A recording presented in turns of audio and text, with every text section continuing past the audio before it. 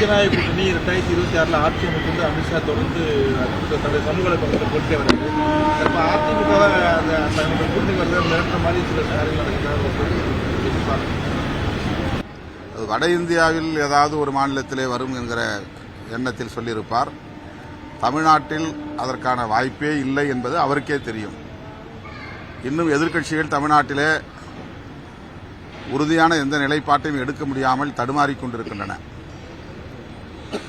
அதிமுகவும் இன்னும் ஒரு அணியை உருவாக்கவில்லை, பாஜகவும் ஒரு அணியை உருவாக்க முடியவில்லை. புதிதாக கட்சி தொடங்கியிருக்கிற நடிகர் விஜய் அவர்களும் ஒரு உறுதியான நிலைப்பாட்டை எடுத்ததாக தெரியவில்லை.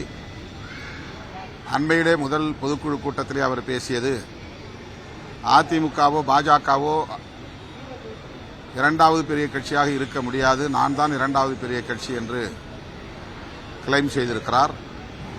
ஆக பாஜக, அதிமுக, தவேக ஆகிய 3 கட்சிகளுக்கு இடையில இரண்டாவது கட்சி யார் என்பதிலே தான் இப்போது தமிழ்நாட்டில் போட்டி நடந்து கொண்டிருக்கிறது.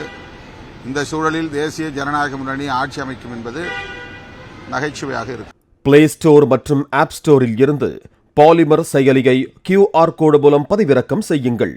செய்திகளை உடனுக்குடன் பெறுங்கள்.